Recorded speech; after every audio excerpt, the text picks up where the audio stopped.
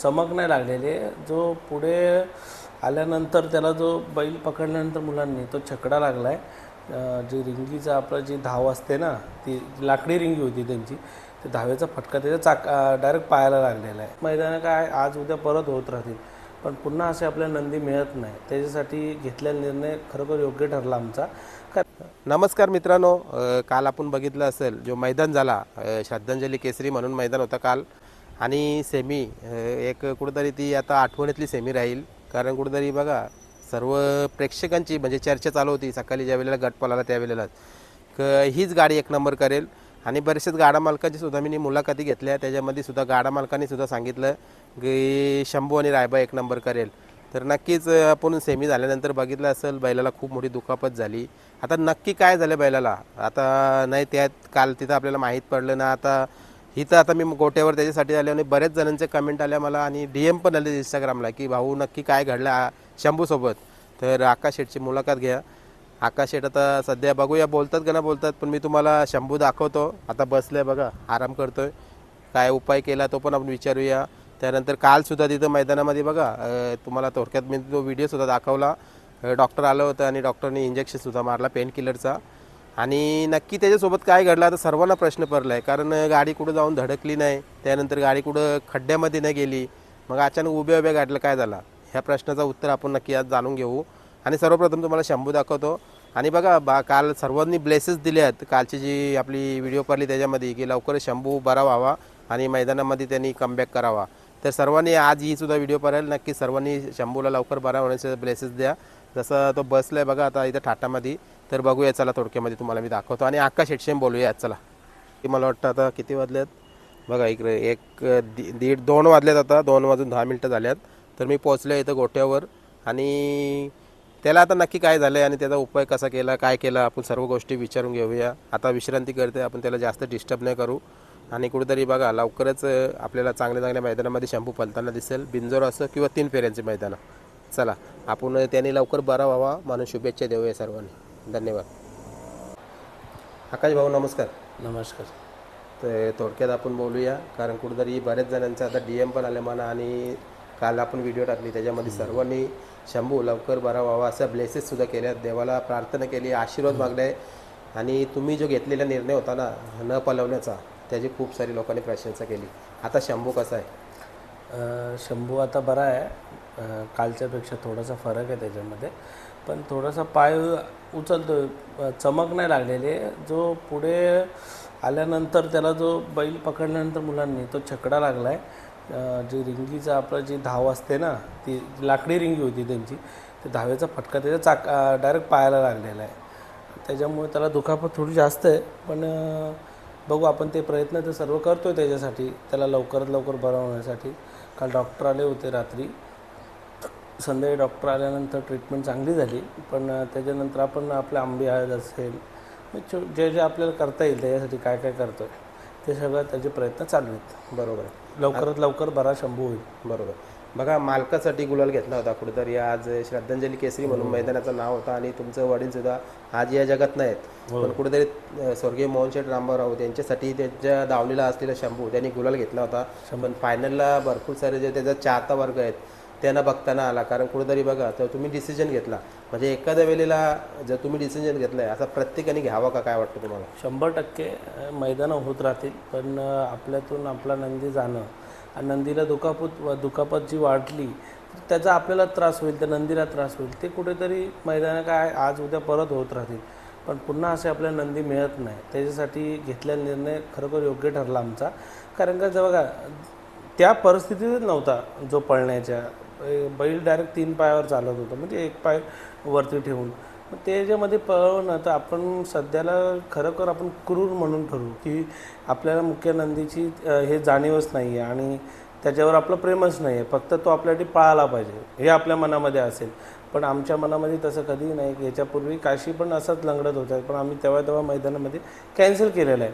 आपल्यासाठी मैदानं मोठी नाहीत, आपल्यासाठी आपले नंदी खूप मोठे आहेत आणि त्यांच्यासाठी आपण अहोरात्र मेहनत करत असतो. ते आपलं नाव खरोखर या पूर्ण साता समुद्र पार करतात. या महाराष्ट्रामध्ये असेल संपूर्ण कानाकोपऱ्यामध्ये आपले हे नंदी नाव करत असतात. तर ते आपलं नाव करताना आपण पण त्यांची काळजी घेतली पाहिजे. आपण त्यांची काळजी नाही घेतली तर 100% पुढच्या जो काळ आहे बैलगाडी क्षेत्राचा आपल्यासाठी स्वतःसाठी की तो खूप वाईट ठरून जाईल. त्याच्यासाठी आम्ही पहिले ठरवलं की बैल 100% मी ज्या टायमाला आल्या मुलांनी सांगितलं बैल लागतोय, मी डायरेक्ट बैल बघितल्यानंतर डायरेक्ट सांगितलं कॅन्सल, बैल पळवायचा. बरोबर. आता इतकंच नाही तर मी त्यावेळेला ती व्हिडिओ बनवली बघा, तिथं अलंकार सुद्धा आला होता की शेट एकही मिनिटाचा न विचार करताना बैल पहिले घरी घेऊन चला.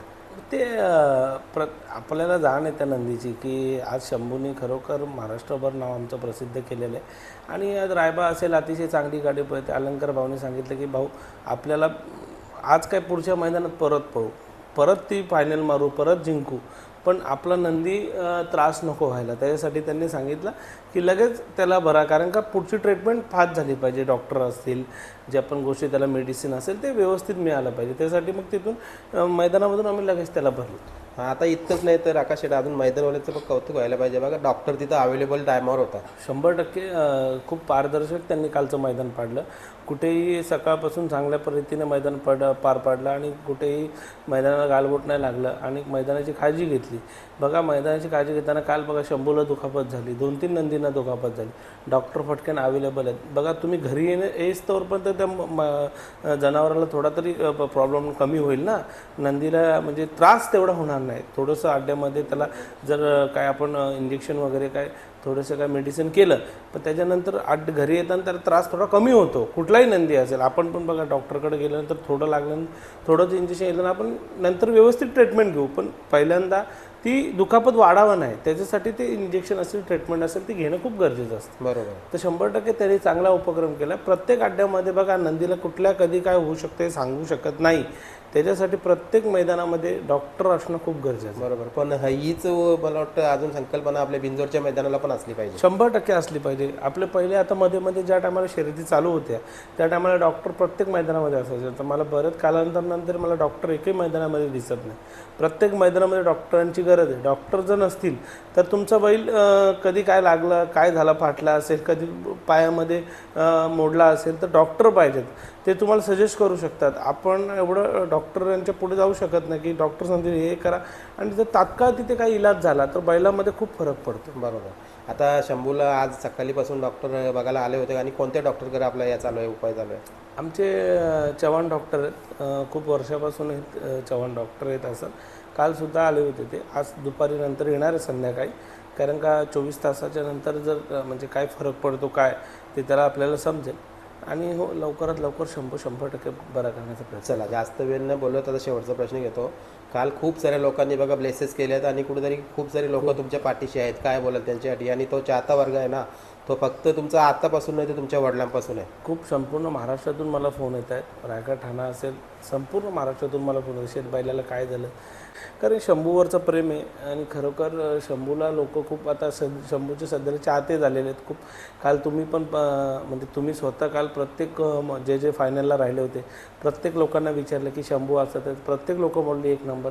100% 1 नंबराचा तर विषयच आहे. पण माझ्या कपाळी तो आपला जो म्हणजे 4थी त्याची हॅट्रिक होती, त्या 4थी हॅट्रिकमध्ये कपाळाला जरी गोळा लागला असता. शेवटी त्यांनी नंबर केला, 7वा नंबर आला, पण त्याला पळवलं नाही.